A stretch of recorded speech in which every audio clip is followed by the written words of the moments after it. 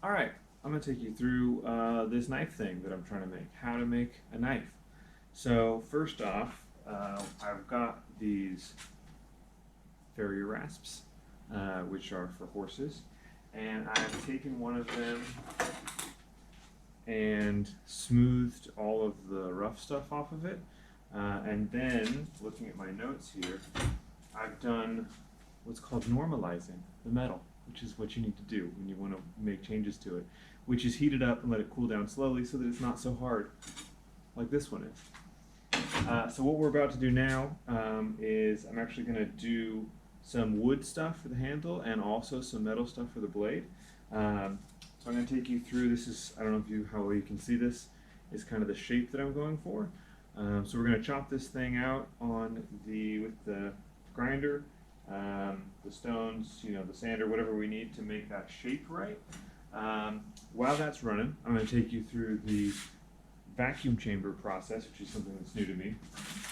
So I've got these blocks of hardwood that have been drying in the toaster oven yesterday all day, and I've got this cactus juice stabilizing resin. So juice goes in the old fire extinguisher, wood goes in the juice, the whole deal goes in the vacuum chamber like that. That's held under vacuum, pulls the air out. The cactus juice finds those holes that the air used to be in, and then that all goes back in the toaster oven later on down the line, probably tomorrow or next week or later this week, and that makes that wood nice and hard so that when we've got it on the handle of our knife, we don't have any problems with it getting wet and expanding or stuff coming apart or whatever. So, I don't know how this is going to go. This is the first time I'm doing any of this. I will give you a quick tour of the Forge Foundry combo thing that I made. But to start, let's do this and see how it goes. All right, so we're going to do this thing live. Let's move the notes out of the way. Yeah, I've not done like a dry run or anything like that, so we're gonna see. This is the cactus juice stabilizing resin made by Turntex. Read a lot about this stuff. Looks like it's pretty good. So we're just gonna pop the top on this thing. Slowly but surely, there we go. And I've got 3 pieces in here that we're gonna do. We're not gonna do them all at once because I don't know. Let's just break one thing first and then see what works. So, and the idea is to keep them sealed up. Yeah, that'll fit. Sealed up, airtight. No more moisture will get in here post baking process. So. Okay, so we got a little 1/2-inch socket on the top of the piece of wood here, and I'm already seeing a little bit of bubble come out. So we're going to go ahead and put this whole dealio, once I clean our surfaces so we can keep our vacuum chamber nice and residue free for future projects. That whole thing goes in here like that-ish. I'm shifting it slightly closer towards us because of where the line feeds through. I don't know. Like I said, I've never done this before. We're figuring it out together. Alright, we got a pretty good seal between, or what looks like a pretty good seal between our orange ring and our little white ring on the bottom. So, we now want to turn the outside atmosphere off, the vacuum pump on first. So we're going to hit this, and you can probably hear and see we're pulling 24 inches of mercury, whatever that means. And then we can crack this.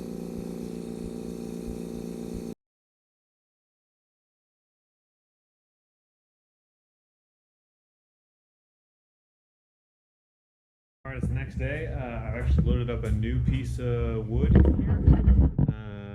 It's a little bit lower in there. It's just holding to run that pump, so that's going to run for 4 hours in total. That's what we did yesterday. And then we've got the toaster oven running. 200 degrees, 2 hours. Peek in there. She's just sitting in there. So that now gets cured for another 4 hours, or not another, 4 hours in total. Coincide with when that guy is done.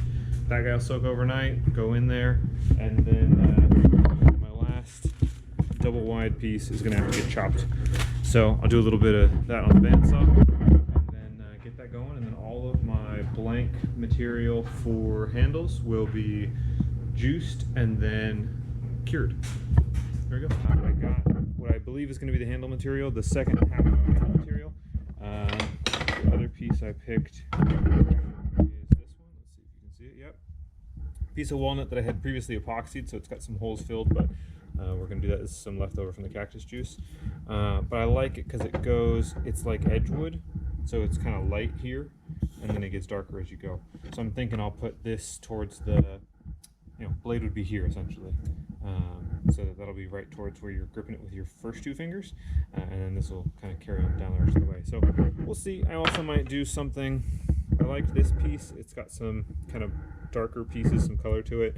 It's not long enough, but I might throw a piece of this lighter, I think this is oak, on the front and do something like, something like that, or have a kind of an angle. I don't know. We're gonna see. I also want to do some denim work, but I gotta finish the cactus juice stuff that we're doing. I'm also been thinking about what else we can use for handle material. Since we've got, don't get me wrong, wood's very cool, but there's more that we can do now that we've got the, you can't see it, but now that we've got the vacuum chamber, we've got this epoxy stuff going on. I've still got a half a jug of each of the tabletop epoxy that I used from the coffee table build. So that got me thinking about jeans. So I've seen some videos from Blacktail about making denim epoxy tabletops, and I thought, well, why don't we do that on a small scale and apply it to knife handles? And I did a little bit of reading, and it looks like it's been done before. It's not a new idea, but that's not the point. The point is, can we do it? So I've got some light wash denim.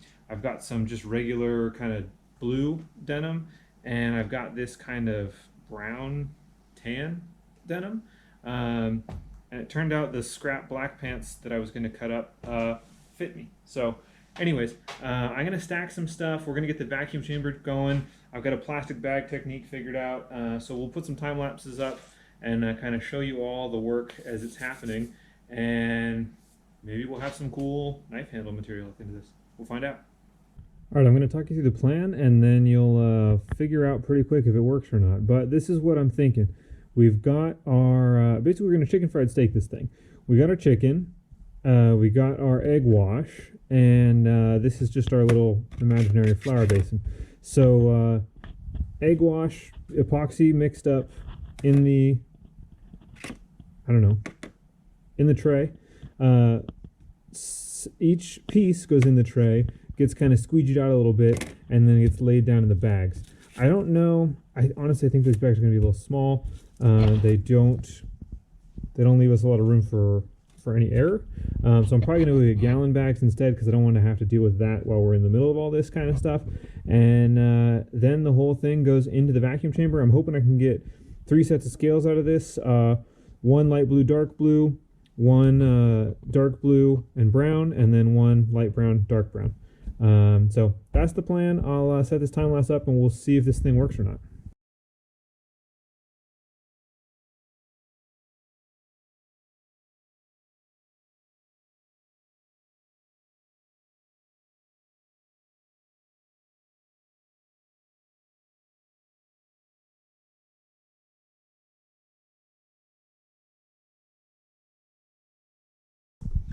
All right, well, first test in the pot, we'll see.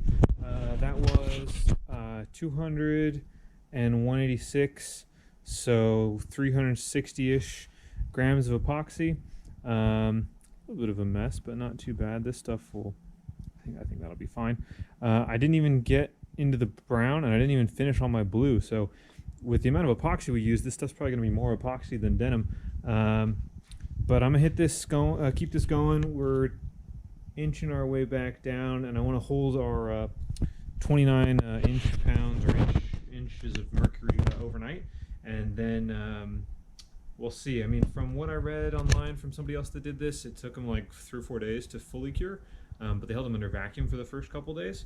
So that's the plan. We'll hold this under vacuum until, let me see, it's Thursday night now, so until Saturday. Saturday afternoon, and then pull it out and make sure it's finished curing and hard and all that kind of stuff before we cut it open. I'm kind of glad that we only used a little bit, well, plenty of epoxy, but we only used a little bit of denim. I can buy more epoxy once we make sure that this works, right? So this is our kind of test batch, see how it goes. I'm also trying to figure out, we can cut it 2 different ways when we make the scales for it, and that'll change how the lines show up for us. So whether our alternating pattern is actually any good or not, we'll find out. So, more to follow.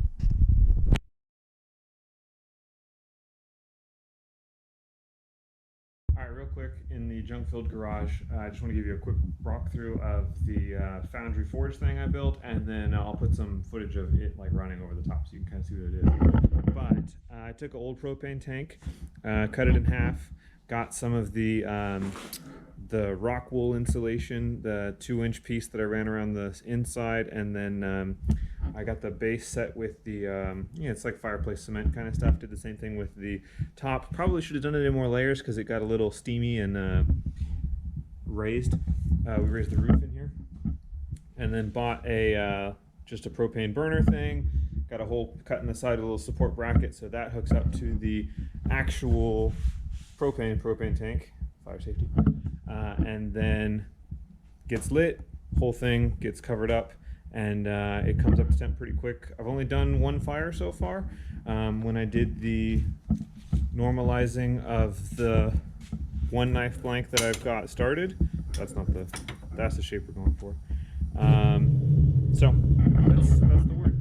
It's pretty cool. I'll see what our next steps are and go from there.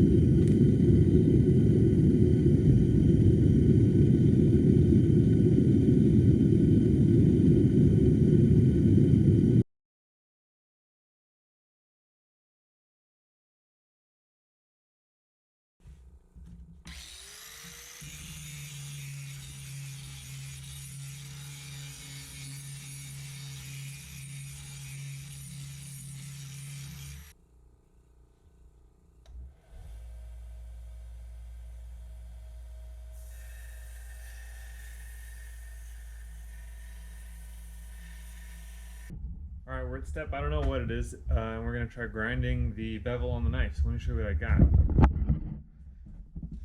Got a little jank jig, which is a piece of bed frame that's got a nut in it, and I've angle gauged the face to see what it's at. I've got it set to about 20 degrees. So I've got my, I guess, knife blank now clamped up, and we're going to hit this thing and see what kind of damage we can do. I'm sure it'll take some repositioning. From the stuff I've seen online, ideally you really want some kind of like lip on the bottom of this thing so that you know that this is held flat. But for now, for the first one, we're going to see what happens.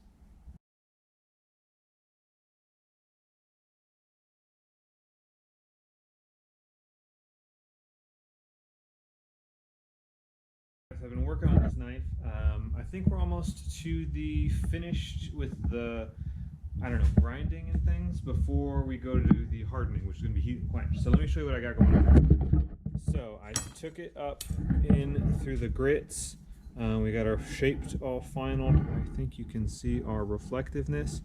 I don't know that it made sense to go this high. I got a little bit of hand sanding I'm going to need to do. Right now, I got a whole bunch of belts, so I went up through 1,000 on this because I wanted everything to be nice and finished smooth, and this little tool's a champ here. So anyways, got that done at 1,000. Now I know when I go through the heat and quench process, which this is not where I'm going to be doing it, but I've got the foundry forge thing over here. So I'll be working on that for a little bit later. I'm trying to find a tank of some sort that I can quench into. I don't have any good things right now, so I'm going to do a little exploring, maybe go to Ace Hardware, see what I can find.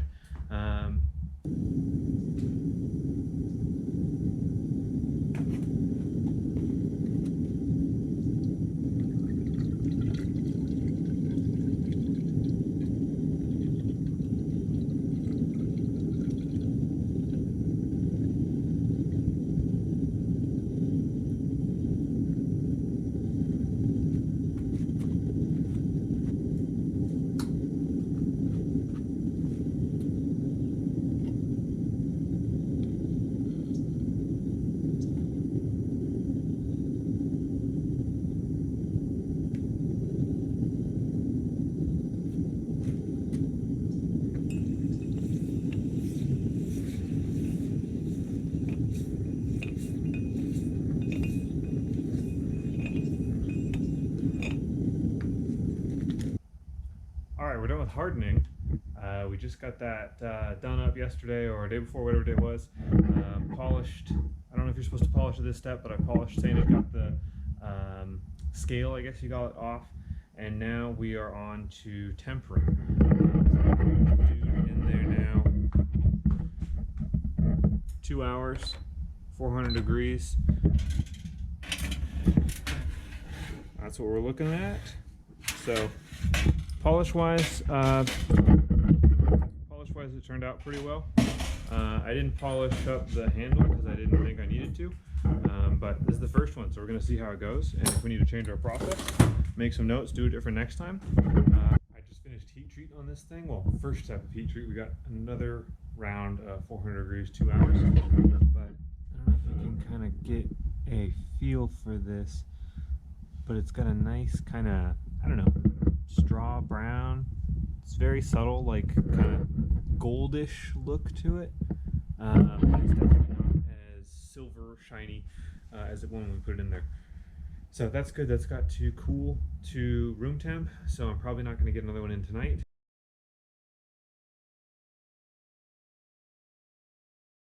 Alright, I'm realizing I missed a step recording because I was real excited to get started on the handle, because as you can tell with like lathe stuff and plywood and more wood down there and more wood over there, I like the wood part.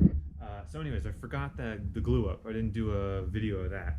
So I think last you saw we were polishing the blade, sanding, getting all the scale off after the heat quench cycle, and then after the oven bake. So I'll give you a quick peek at the handle. We're up to 400 grit, just did a bit of water on there to raise the grain so we can knock it all back down. We're going up to 1,000, and then we'll hit it with some, I don't know, I got some beeswax, linseed stuff, so we'll see if that makes a difference. But I'll teach you some tips. In the meantime, that's kind of what we're working with so far. So you'll get plenty of shots after the fact, but let's keep going.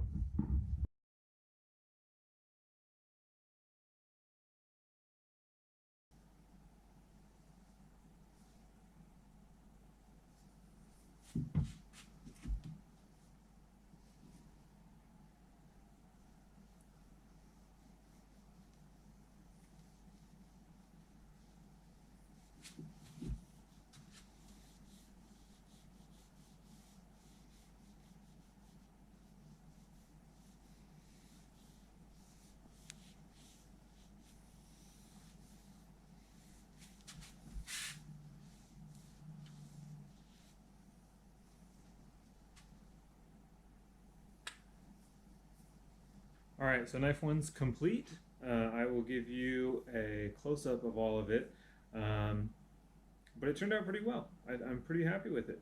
I got the side profile kind of where I want it. I don't really know about sharpening. I just tried the paper test and it actually worked. Let's see if I can replicate. Nope. So maybe it's not that sharp yet because it only did it once. So I got some more sharpening to do. But I don't know. I feel like design-wise, it looks pretty cool. The walnut turned out really well. I've now used it for a few days. I think I've got a little bit of grain that's come up just from washing and drying and all that kind of stuff. So I might hit it with the whatever that 800 grit I've got just to get it down. But it's all oiled up. It's all cactus juiced, so I'm okay with a little bit of grip. I mean, it helps you hold on to the thing. Because other than that, it's pretty slick. But now we've got some more to do. I think that's what's coming up next.